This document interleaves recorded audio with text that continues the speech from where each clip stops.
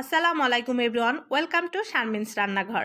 আজকে আমি কোনো প্রকার রান্নার রেসিপি নিয়ে আসিনি, কিভাবে বাসায় অ্যালোভেরা অয়েল তৈরি করবেন সেটাই দেখাবো। কারণ অ্যালোভেরা অয়েল অনেক এক্সপেন্সিভ অয়েল, আপনি কিন্তু খুব অল্প উপকরণেই আপনি বাসায় এই অয়েলটা তৈরি করতে পারেন এবং সংরক্ষণ করতে পারেন। তো কথা না বাড়িয়ে শুরু করছি, এর জন্য পুরো ভিডিওটা দেখার অনুরোধ রইল। আমার টব থেকে আমি একটা অ্যালোভেরা নিয়ে নিয়েছি। এটা টবে একবার গাড়লে কিন্তু অনেক দিন থাকে, অনেক হতে থাকে। আপনারা একটা গেড়ে নেবেন। এটা ভালো করে ধুয়ে নিয়েছি এবং সাইডের অংশটা কেটে ফেলে দিচ্ছি। এখানে একটু ইয়েলো কষ টাইপের হয় কেটে রাখার পরে, সেটা হাতে লাগলে একটু জ্বলতে থাকে, লাল হয়, সেজন্য একটু কেয়ারফুলি ওটা ফেলে দিবেন। আর সাইডের কাটাগুলো, সাইডে একটু কাটা কাটা ভাব থাকে, সেগুলো আমি কেটে ফেলে দিচ্ছি। আজকে আমি যেভাবে করেছি আপনারা সেইভাবে করলে আপনারা অনেক বেশি উপকৃত হবেন। তো আমি ছোট ছোট করে কেটে নিচ্ছি। অনেকেই কিন্তু এমনি কেটে অনেক চিকন করে কেটে শুধু এরকম ভাজে, কিন্তু আমি আজকে তা করব না। আমি আজকে কেটে এটা ব্লেন্ড করব।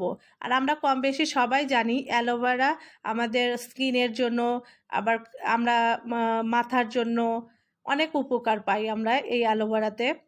আমরা কিন্তু অ্যালোভেরার জুসটাও খেয়ে থাকি, এটাও কিন্তু আমাদের হেলথের জন্য অনেক ভালো। তো অনেক বেনিফিট এটার। তো আমি এভাবে কেটে নিলাম, এখন আমি ব্লেন্ড করে নিলাম। আমি এটা ব্লেন্ড করে নিয়েছি, দেখেন সম্পূর্ণ চোষা সহই আমি ব্লেন্ড করে নিয়েছি। আর একটা তেলের বোতল নিয়েছি আমি, আপনারা দেখেই বুঝতে পারবেন, যে কোনো তেলের বোতল, আপনারা যে তেলটা আপনাদের স্যুট হয় সেটাই আপনারা দিবেন। এই তেলটা আমি পুরো সসপ্যানে দিয়ে দিয়েছি। তেলের মধ্যে আমি সেই অ্যালোভেরা পেস্টটা দিয়ে দিচ্ছি। আর এরকম পেস্ট দেওয়ার কারণে কিন্তু তেলটা বেশি অ্যালোভেরার সাথে মিক্সড হয়ে যায়। আপনারা এমনি যে চিকন করে কেটে দেয় সেইভাবে ওই রকম আপনি ফল পাবেন না, সেজন্য একটু পেস্ট করেই দিবেন। আমি ব্লেন্ডারে পেস্ট করে নিয়েছি এবং নাড়বেন, একটু পরপর নাড়তে থাকবেন। তো প্রথমে একটু গরম হলে চুলার আঁচটা আমি একদম কমিয়ে দিব। তো এইভাবে অল্প অল্প করে আমি নেড়ে নিচ্ছি। তো একটু গরম হওয়া পর্যন্ত আমি অপেক্ষা করছি। এটা কিন্তু নাড়তে থাকবেন, না নাড়লে নিচে লেগে যেতে পারে। অ্যালোভেরা যেহেতু গ্রেভি পেস্ট করার পরে যে গ্রেভিটা সেটা নিচে থাকে, সেজন্য লেগে যেতে পারে, সেজন্য নাড়বেন।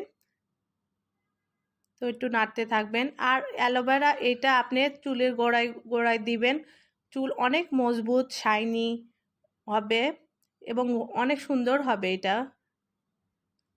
তো দেখেন আমার কালার কিন্তু চেঞ্জ হওয়া শুরু হয়েছে। আমার আরেকটু কালার এরকম চেঞ্জ হবে। আমি 5-7 মিনিট হয়েছে একদম লো আঁচে রেখে দিয়েছি।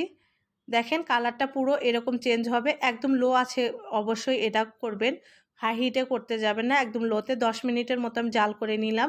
চুলার আঁচটা বন্ধ করে ঠান্ডা করে ফেরত আসছি।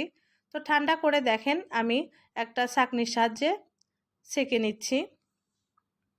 খুব উপকারী একটা ভিডিও। তো এইভাবেই কিন্তু আপনারা তৈরি করতে পারবেন অ্যালোভেরা অয়েল।